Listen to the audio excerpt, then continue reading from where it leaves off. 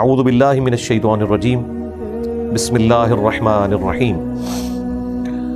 وَلَئِنْ أَذَقْنَا الْإِنسَانَ مِنَّا رَحْمَةً، اور اگر ہم مزہ چکھائیں انسان کو اپنی طرف سے رحمت کا، ثُمَّ نَزَعْنَاهَا مِنْهُ، اور پھر اس کے بعد اس سے اس کی نعمت کو چھین لیں، إِنَّهُ لَيَئُوسٌ كَفُورٌ، تو وہ مایوس ہو جاتا ہے، ناشکرا بن جاتا ہے۔ اچھا یہ نیچرل ہے، بالکل کسی سے نعمت لے لی جائے تو اسے مایوسی تو ہوتی ہے، لیکن اصل جو جرم ہے وہ ناشکرا پن ہے۔ مایوسی تو نیچرل ہے، لیکن ایسی مایوسی کہ جس میں آپ آلریڈی جو اتنے عرصے سے اللہ تعالیٰ کی نعمتوں کو اویل کر رہے تھے وہ آپ بالکل بھلا بیٹھے اور اس ایک غم کو اپنے اوپر اتنا حاوی کر لیں کہ اللہ تعالیٰ کی نعمتوں سے صرف نظر کر دیں، یہ چیز اللہ تعالیٰ کو ناپسند ہے۔ جب تک یہ مسئلہ حل نہیں ہوگا انسان ایک پرسکون زندگی گزار نہیں سکتا۔ اہل ایمان کی نشانی ہے نا کہ وہ دعا کرتے ہیں ربنا آتنا فی الدنیا حسنہ وفی الآخرۃ حسنۃ وقنا عذاب النار، اے رب ہمارے ہمیں دنیا میں بھی بھلائیاں عطا فرما اور آخرت میں بھی بھلائیاں عطا فرما، اور سب سے بڑی بھلائی ہمیں جہنم کے عذاب سے بچا لے، آمین۔ دیکھیں دنیا میں بھلائی کا مطلب ہرگز یہ نہیں ہے کہ آپ کو تکلیف نہیں پہنچے، یہ تو ہو ہی نہیں سکتا نا، یہ آؤٹ آف کوسچن ہے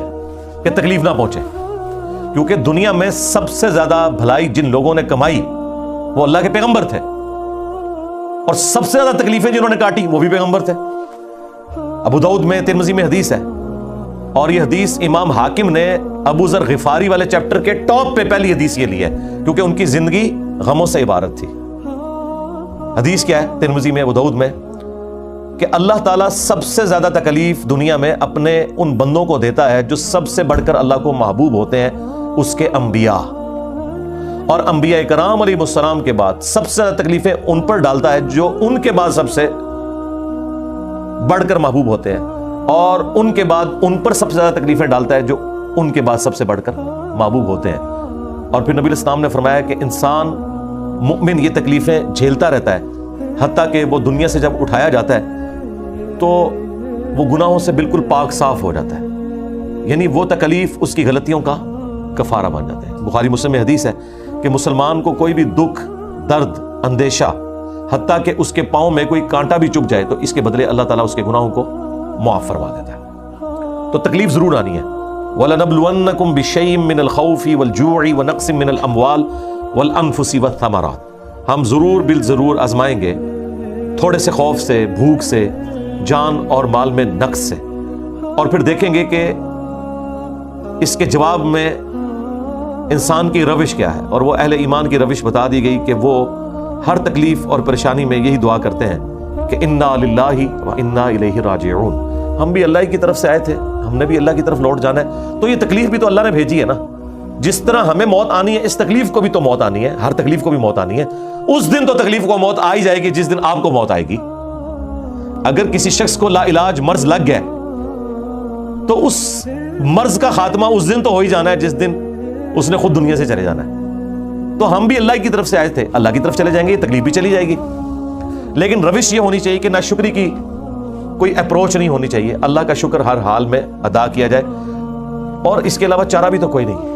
اگر کوئی شخص یہ سمجھتا ہے کہ اس کے علاوہ بھی کوئی چارہ ہے اپنی تکلیف کو، غم کو غلط کرنے کا، تو ہمیں بتا دے۔ اس سے بڑھ کر کوئی راستہ، کوئی اور سلوشن نہیں ہو سکتا کہ انسان تکلیف میں اللہ کی طرف رجوع لائے اور کہے کہ جو اللہ کی مرضی، جو میرے ساتھ یہ معاملہ ہوا یہ اللہ کی طرف سے تکلیف آئی تھی، اسی کی طرف لوٹ جانی ہے۔ اور پھر انسان اپنی گزشتہ کی زندگی کو یاد کرے کہ انسان کی زندگی میں کتنے خوشی کے لمحات تھے، ان میں اگر ایک تکلیف کی کیفیت آ گئی تو اس کی وجہ سے وہ خوشی تو ختم نہیں ہوگی۔ مثلا اگر کسی نے 40 سال زندگی کے آسانی میں کاٹے ہیں اور 41ویں سال میں اسے کوئی تکلیف پہنچی ہے، تو اس تکلیف کی وجہ سے جو وہ 40 سال سکون کے کاٹ چکا ہے وہ کیسے زیرو سے ملٹیپلائی ہو گئے، بلکہ اس کے بعد آنے والی جو زندگی ہے وہ بھی زیرو سے ملٹیپلائی نہیں ہوئی، کیونکہ ہر تکلیف کے بعد اللہ تعالیٰ کی طرف سے آسانی بھی تو آتی ہے۔ ان مع العسر یسرا، ان مع العسر یسرا، یہ 2 بار جملہ ریپیٹ ہوا ہے ایک سورت کے اندر کہ بے شک ہر مشکل کے ساتھ آسانی آنے والی ہے، اور عموماً مشکل بعض اوقات لمبی آسانی کے لیے آتی ہے، اس کے بعد ایک سٹیبلٹی آ جاتی ہے، عورت پریگنیسی کی تکلیف سے گزرتی ہے، اس کے بعد ایک آسانی اسے ملتی ہے اولاد کی شکل میں، تو مشکل کے ساتھ پریشانی اٹیچ ہے۔ آپ ذرا وہ لمحات غور کریں کہ جب یوسف علیہ السلام کو ان کے بھائیوں نے اندھیرے کنویں میں ڈال دیا تھا، تو اس ایک لمحے میں اپنے آپ کو رکھ کے دیکھیں تو زندگی تو انسان کی ختم ہو گئی نا، لیکن اللہ تعالیٰ نے اسی میں سے ان کے لیے آسانی نکال دی۔ آپ ان لمحات کو یاد کریں جب رسول اللہ صلی اللہ علیہ وآلہ وسلم کو مشرکین عرب کی سازشوں کی وجہ سے مکہ شریف چھوڑنا پڑ گیا۔ اب رسول اللہ کو اس وقت تو نہیں پتا تھا کہ مدینے میں میری وہ زندگی انتظار کر رہی ہے کہ اگلے 10 سالوں کے اندر ٹوٹل عرب میں ریولوشن آ جائے گی، اور اس کے بعد بھی چند سالوں میں رومنز اور پرشینز مسلمانوں کے قدموں میں ڈھیر ہو جائیں گے۔ تو وہ جو تکلیف تھی اس کے بعد ایک اتنی بڑی آسانی آنے والی تھی۔ تو انسان کو مایوسی کی روش، ناشکری کی روش نہیں اختیار کرنی چاہیے، لیکن یہ ظاہر انسان کے انسٹنکٹ میں ہے، اسی کے اوپر تو آپ نے قابو پانا ہے، تو اللہ تعالیٰ کے محبوب بندے بنیں گے نا۔ وَلَئِنْ أَذَقْنَاهُ نَعْمَاءَ بَعْدَ ضَرَّاءَ مَسَّتْ، اور جب ہم چکھاتے ہیں اسے کوئی نعمت اس تکلیف کے بعد جو وہ کاٹ چکا تھا، لَيَقُولَنَّ ذَهَبَ السَّيِّئَاتُ عَنِّي، تو وہ پھر کہتا ہے کہ بس ساری تکلیفیں ہوگی مجھ سے دور۔ إِنَّهُ لَفَرِحٌ فَخُورٌ، بے شک وہ بڑا خوش ہونے والا اور اترانے والا ہے۔ یعنی پہلا پورشن تو ٹھیک ہے کہ جب وہ کہتا ہے کہ میری تکلیفیں مجھ سے دور ہوگی تو ظاہر ہے اس نے یہی کہنا ہے،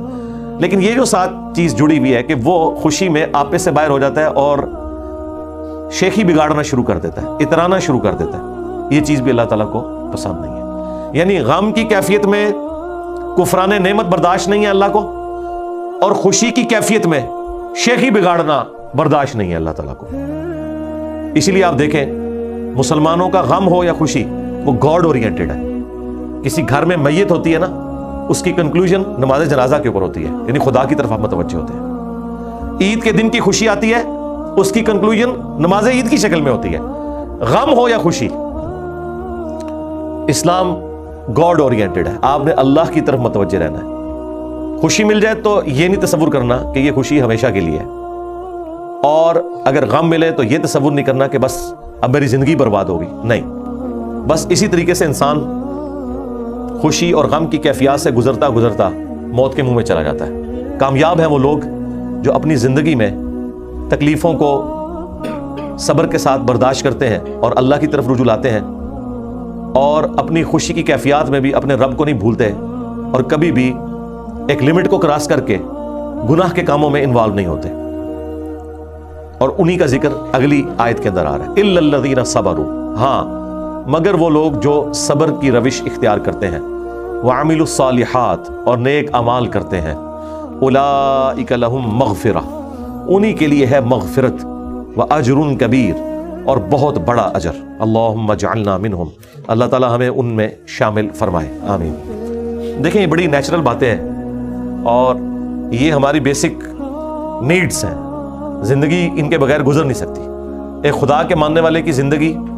اور ایک خدا میں بلیو نہ کرنے والے کی زندگی میں فرق یہ ہے کہ تکلیفیں تو دونوں کو آئیں گی، خوشیاں دونوں کو آئیں گی، لیکن سٹیبلٹی اس کی زندگی میں ہوگی جو خدا کے ساتھ اپنا تعلق، اللہ کے ساتھ اپنا تعلق قائم رکھے گا۔ اب روح سخن نبی صلی اللہ علیہ وآلہ وسلم کی طرف آ رہا ہے، اور آپ کے ذریعے سے ظاہر ہے مخالفین تک بات پہنچائی جا رہی ہے۔ فَلَعَلَّكَ تَارِكٌ بَعْضَ مَا يُوحَى إِلَيْكَ، تو کیا آپ چھوڑ دیں گے وحی میں سے کچھ حصہ جو آپ کی طرف نازل ہوا؟ اور ظاہر ہے کہ نبی علیہ السلام نے ایسا تو نہیں کرنا تھا۔ یہ کافروں کو بات سنائی جا رہی ہے کہ جو تم ہمارے نبی کو تکلیفیں دے رہے ہو، تو کیا یہ گمان کر رہے ہو کہ وہ ان تکلیفوں کی وجہ سے تمہارے ساتھ کمپرومائز کر دیں گے اور اللہ کا پیغام صحیح طریقے سے نہیں پہنچائیں گے؟ اور نبی علیہ السلام کو بھی ڈھارس بتائی جا رہی ہے کہ ان تکلیفوں کے آنے کا مقصد ہرگز نہیں ہے کہ آپ کے دل میں بھی کبھی خیال آئے اس حوالے سے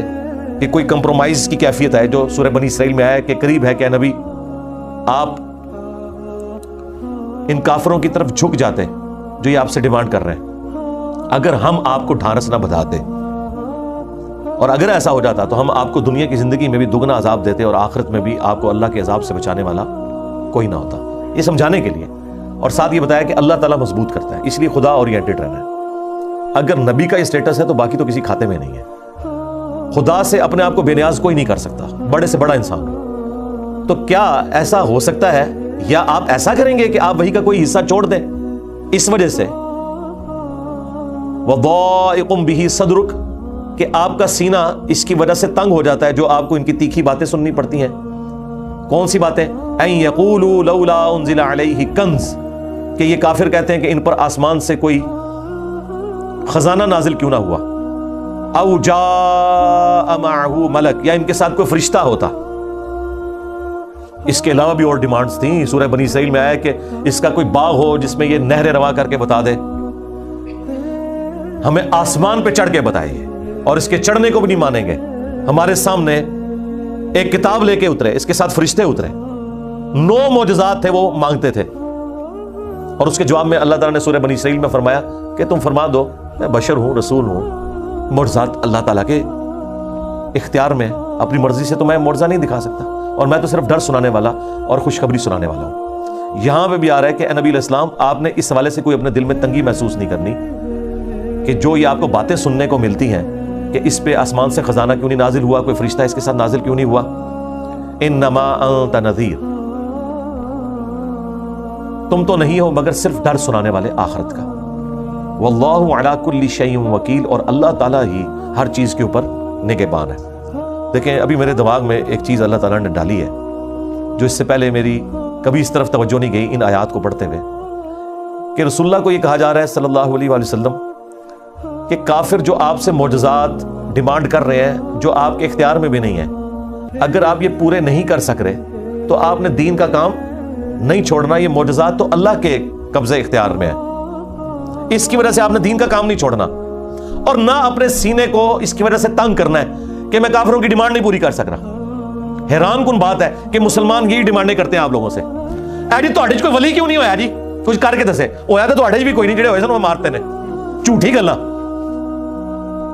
کوئی کرتب کر کے دکھاؤ، کوئی کرامت کر کے دکھاؤ۔ یہاں نبی کا یہ سٹیٹس ہے کہ نبی کو کہا جا رہا ہے آپ نے تنگی کا شکار نہیں ہونا کہ یہ جو کافر آپ سے کہتے ہیں کچھ کر کے دکھاؤ، اور تسی کر کے کچھ بکھا ہی نہیں سکتے پہ، جب تک اللہ نہیں چاہے گا۔